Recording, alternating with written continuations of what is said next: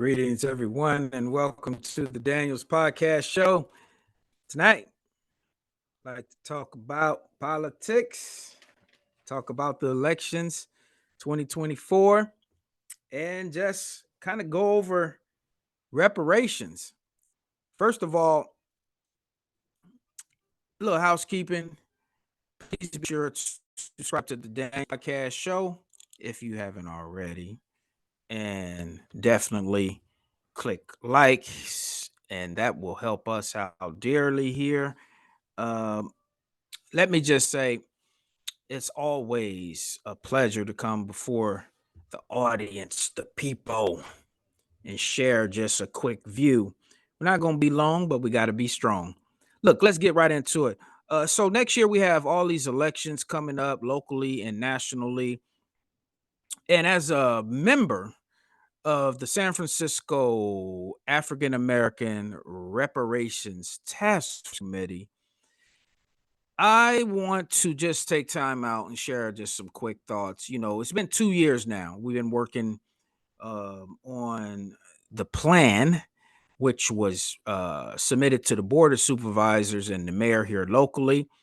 And we still are working to move forces and to ensure that we make our word bond, that Black people will receive reparations here in San Francisco. Now, personally, I participated on a state level. I went to a few meetings. I went to the state meeting in Oakland, and I went to the state hearing in Sacramento, and I called in on numerous times. So I've been very personally involved, as you can see, to push reparations. So look, it's one thing to say that we're going to support,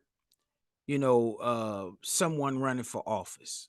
Again, I've been working in the community for now and over 30 years. I've pretty much witnessed everything that you can possibly witness of, promises being made and the community always getting the short end of the stick, in particular, the Black community. So that's my thing with these elections coming up for 2024. I just want to be very clear. In 1995, I participated in the Million Man March in Washington, D.C. And then 5 years later, which was in 2000, we had another march, but it was about the family. It was going in 2000, into the new millennium, and we must build up the Black family. It was right and exact. And Minister Farrakhan made it very clear that the Black community needs to push an agenda, a Black agenda. So I don't know if many of you remember the what it was called, the state of the Black community. Travis Smiley, was actually sponsoring these settings where he brought a lot of Black leaders throughout the country together to speak about the Black agenda. And I think if we really serious as a Black community, we can say whatever we want to say, but everyone looks at us and say, "Well, where's the Black agenda?" In 2000, again, we put together a, a whole book that addressed the Black agenda from everything you could possibly think about. It was the Million Family March organizing committee that actually uh, put this book together, craft this book, which was excellent because it touched on things, including politics, on how you deal with politicians.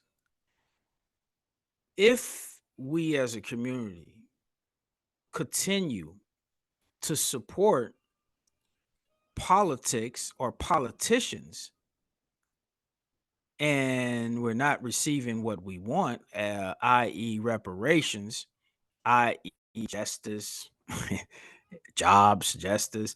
It's so many things that we're just not receiving. The Black community is still suffering. The depopulation is still real here in San Francisco. No matter how much we cry, we beg, some of us, not all of us, because we shouldn't beg for something that's naturally ours.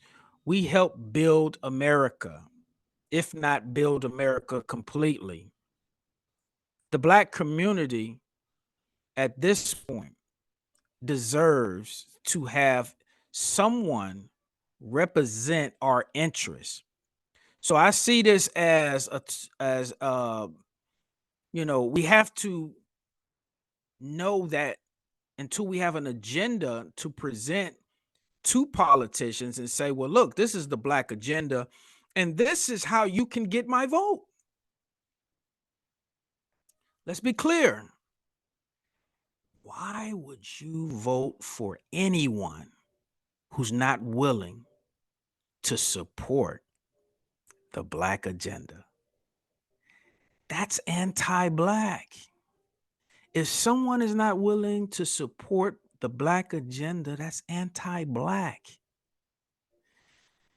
Now, every time I hear the word anti, people, kind of get a little, they feathers get a little ruffled because they say, well, don't be anti this or anti that. You can get in trouble. But what about us? We have allowed politicians to promise and make more promises to us since our whole experience here in America. And things are still getting worse. So when we want to talk about, using our power, our vote, yes, I agree. People, have died for us to vote, and we should not disrespect our vote. And I think we should understand the power of our vote. But it's very clear that if we're not careful, we will continue to support those who will not support us and support what we really need as a community.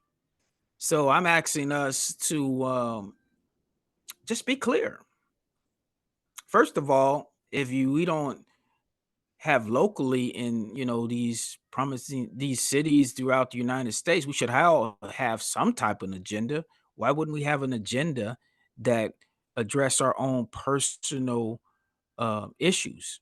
I'm not talking about an agenda that address citywide issues.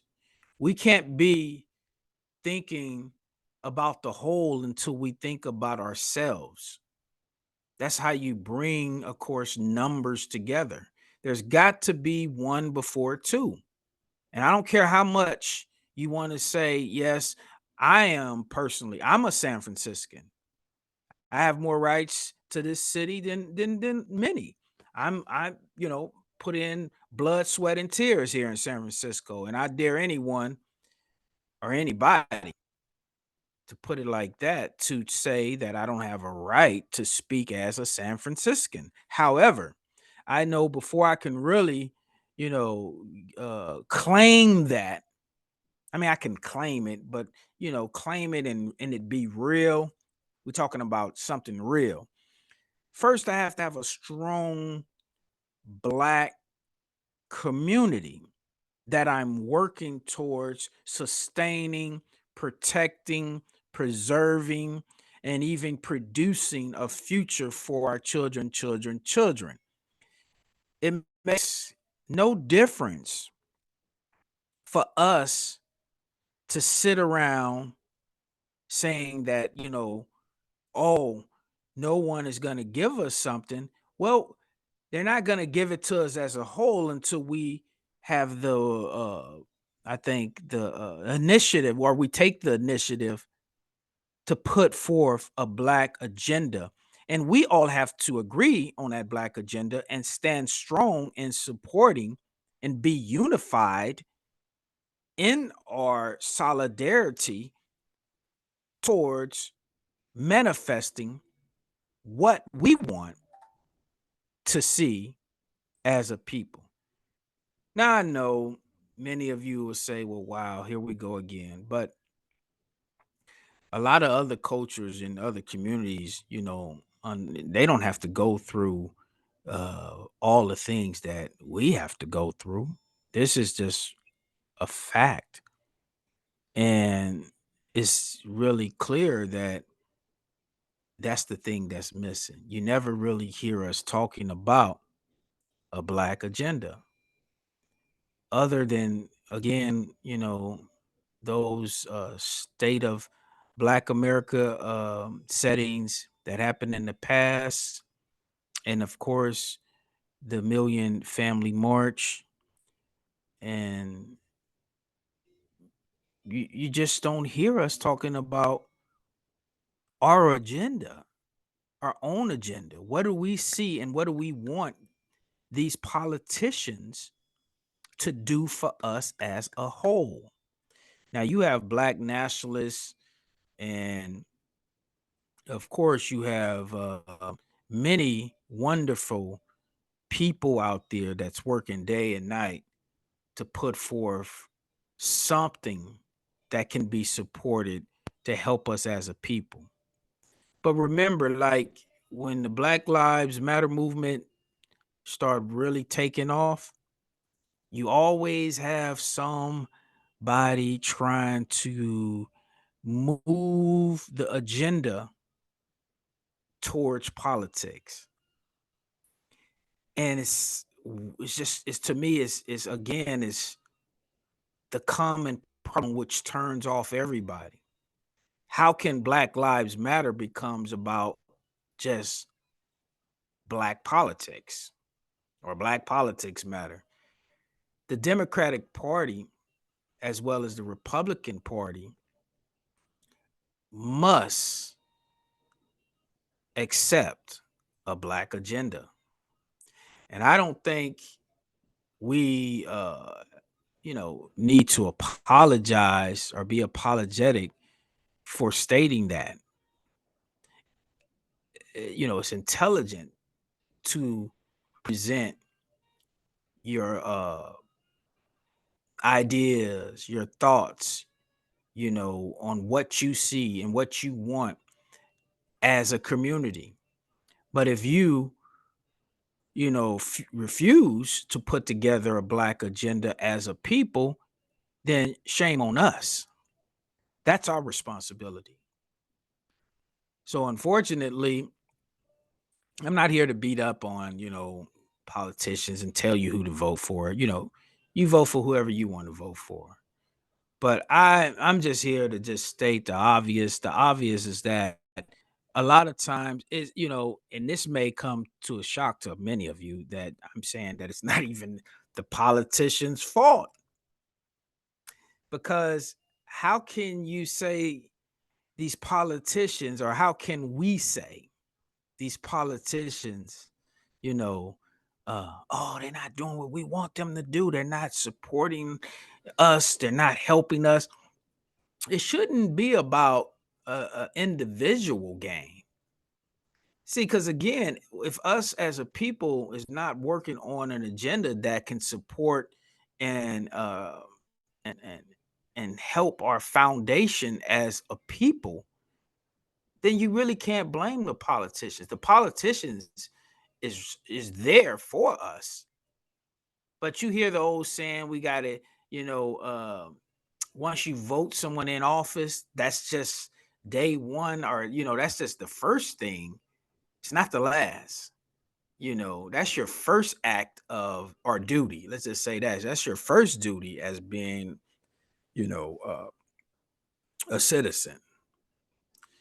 But after you vote them in, the real question is, what's the follow up? So when we vote in people locally and statewide and nationally, a lot of times, we just go back home and complain, and we have this weird way, and I'm talking about black people because that's again my concern.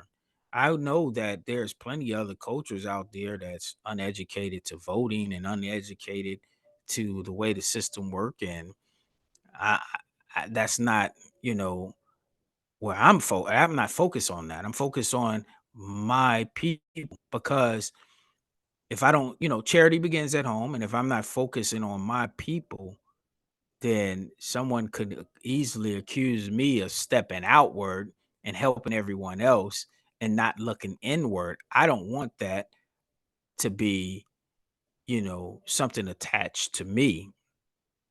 I want my people, black people, to understand that we need to follow through whoever we support as a politician.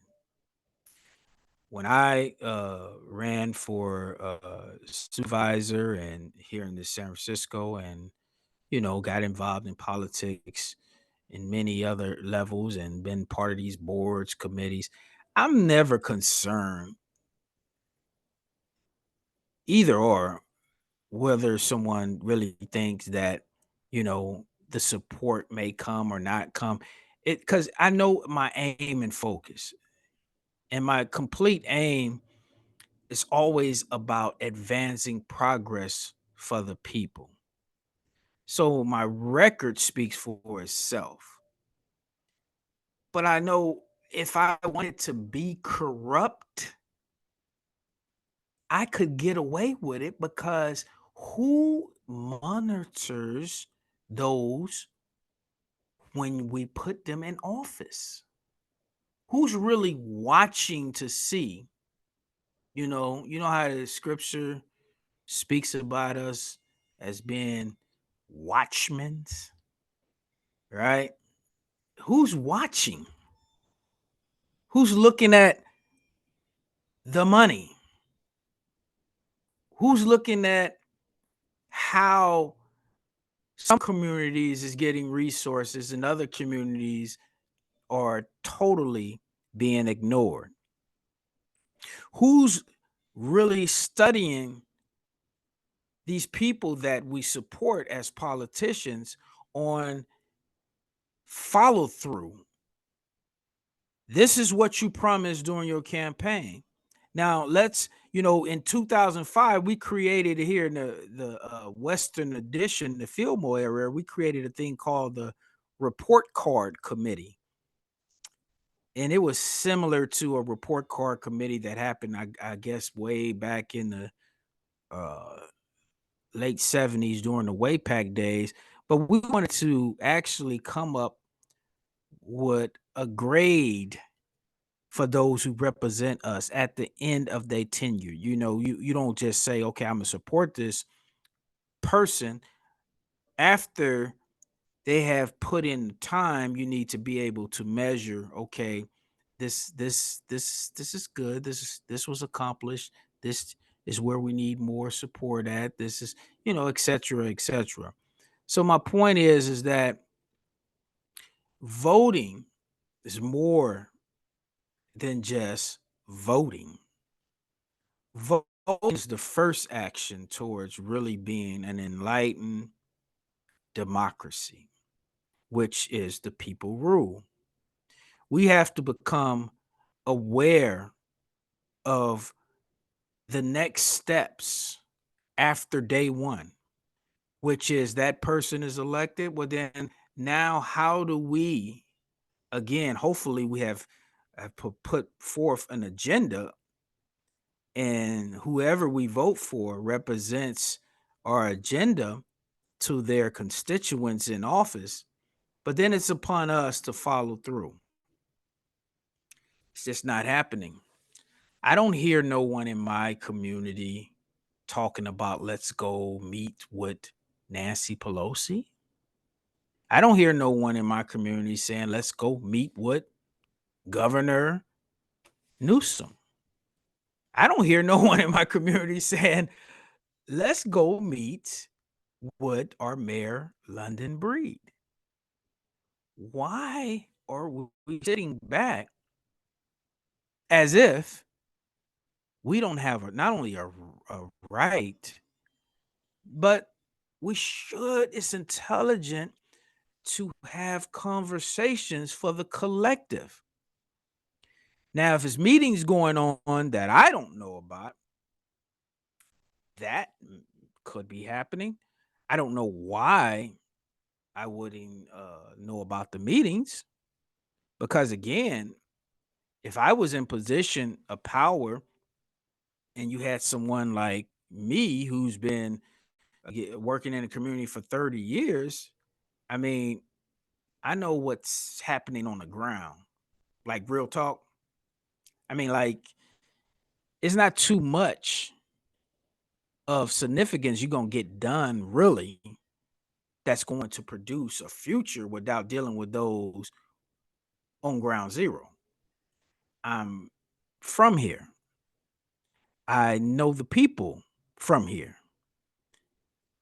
Uh, it would be wise that we have collective dialogue meetings among those who represent us in politics.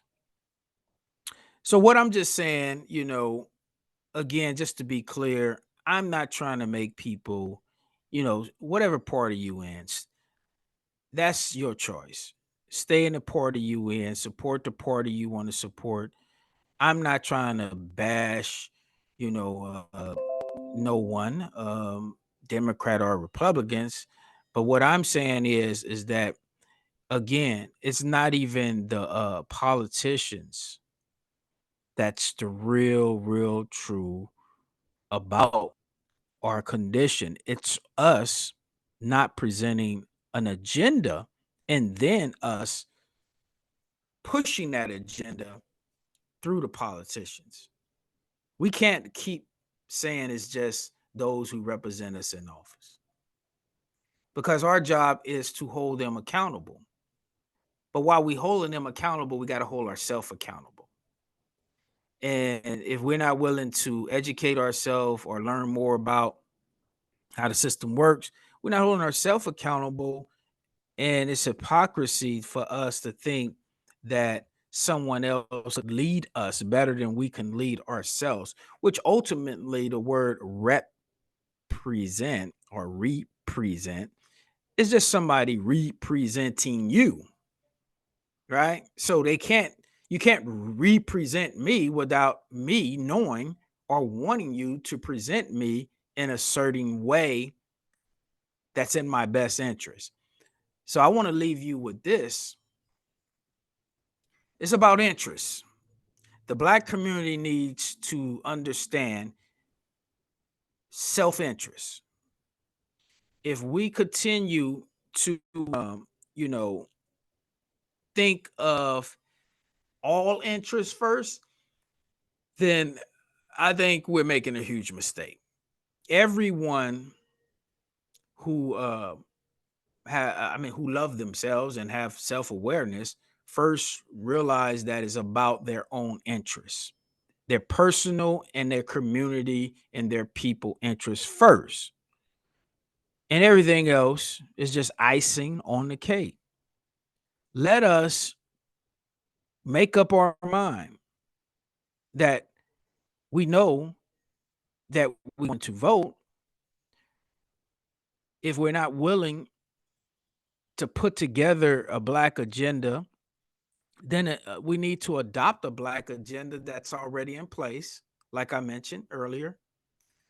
The other part of this, we need to think about creating another party if that again serves the best strategy towards manifesting uh, what we would like for us as a people. And lastly, we just need to, follow through. We just need to hold people accountable, starting with ourselves. So again, I don't want us to think that this is just a quick, easy fix. But I'm saying going into 2024 election year, it's so many things that we can do to ensure that reparations, for example, will be implemented. We can no longer say uh, we're going to ask for reparations and allow for reparations to just not be implemented. We have to do more. And that all starts with understanding our own power. And even if we have to pull our nickels, dimes, and resources together and, or go beyond just reparations, we still need to come together collectively and look out for our own future. What reparations are without reparations? We got to tap into the private sector.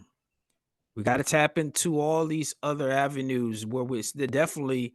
Uh, I think we need to be more involved on the college campuses and get the young people realizing that they can make a greater impact. I know it's happening nationwide, but I'm saying here locally, you know, the fraternities, the the the college campuses, the where we got to come together, y'all. We got to come together on this one. I mean, reparations to me, and I've said this before, it's not just repairing the damages. Reparations would also repair, ultimately, now I'm talking about the relationships that if we never address it through monetary or, you know, uh, what's that word? Oh, atonement, then you can expect more and more and more problems. Reparations is something that the Black community must take serious. And reparations is something that others, I think, should take serious. We deserve solidarity from other communities because when everyone needs us, we're there for you. So I just thought I wanted to, take a little time out just to speak briefly about this 2024 election year. So when I say again, if you're not supporting Black reparations, we as a people, I don't think we're obligated to give you our vote. It's just that simple. However, if we will come together and present that agenda that includes, of course, reparations, but that agenda itself becomes the deal breaker because, it'd be easy to get around just reparations because some people say, well, that's a divided, issue. Stay away from that. And I even think, I can hear the campaign managers telling, the politicians or the candidates that you don't want to touch reparations. But that, you know, again, that's not on them. That's on us. That's on us to provide an agenda that includes reparations. But there's much more that we need as a people, and we need to put before anyone before we give them our vote. I think. So that's the way I'm voting. I know I'm just one vote, but you lose an election by one vote, and it may be Daniel's vote that you lose the election by. I mean, I it's not to say that, I'm trying to get again us to do anything that we don't want to do. But I think, I mean, a lot of people keep asking me, about reparations here in San Francisco, and they're like, so what are you gonna do? I'm like, well, no, what are we gonna do? Remember, we done our part as a task force. We put together a plan, a 400-page plan. We address uh, the health issues in the plan, educational issues, economic issues, policy issues. I mean, you name it. They asked us to come up with a plan, and we produced a plan. Now it's on the community and it's on us to come together collectively. And I don't think it have to be in, we don't have to it have to be in the bitterness, sitting down and intelligently offering to the city, you know, a way that this can be a win-win for all of us. We can sit down with the city attorney's office, which has a lot of power, by the way. The city attorney's office is not under the mayor or the board of supervisors. Our city attorney is an elected officer and representative of the people of San Francisco. So when I brought up, I don't remember. Oh, well, I guess it was at the state hearing, reparations hearing, about maybe we can appeal to our city attorney to bring a lawsuit. Well, at that time, I was speaking about also the state of California, which the redevelopment, uh, to me, should come together with San Francisco and bring legal action against our federal government, because we all know that the redevelopment, urban removal, was a national, you know, project. And some people thought that, it was like, well, that's not under our jurisdiction. Again, you bring up lawsuits. I'm speaking about the city now. You bring up lawsuits and you're ready to sue anybody, and even go all the way to Supreme Court when it's things that, you want to see done, that that you have the will to push.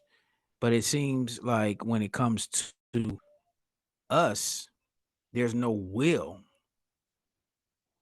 I mean, what was the last issue that San Francisco have pushed all the way to the Supreme Court to support black people?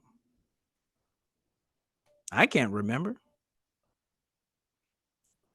Um, can anybody remember? What was the last issue that San Francisco pushed all the way to the Supreme Court to support black people?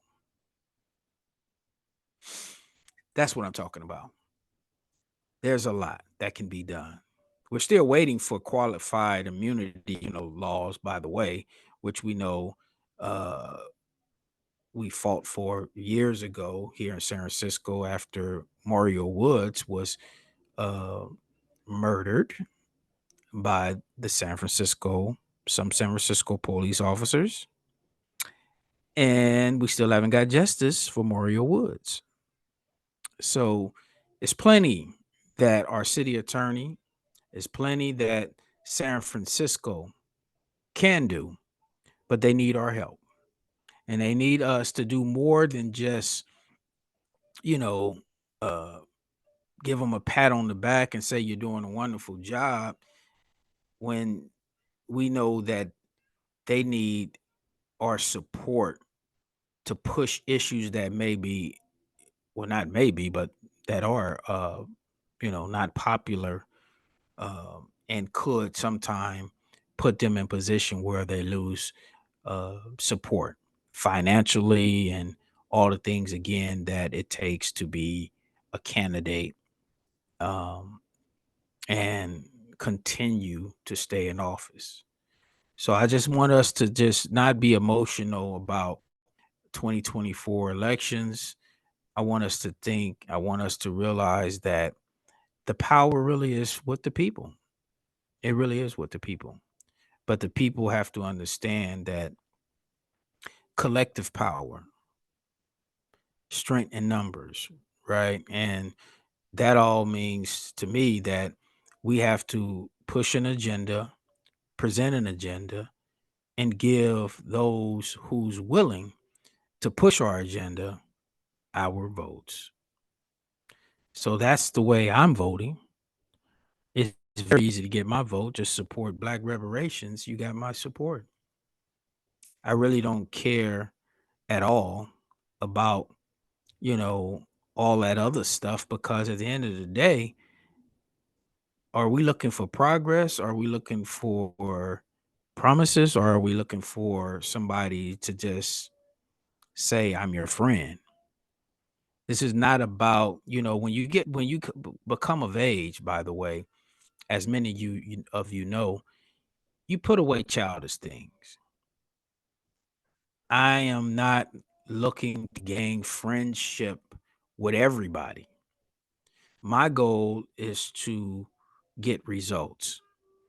And it's very difficult to get results when you have a lot of people that you work with or a lot of people that you have come across that continue to put everything before the real work, which is progress. And I don't want to waste nobody time, but I want us to think, real hard about these elections coming up. And as you can see, I didn't speak much about our president, Joe Biden, and of course, Donald Trump.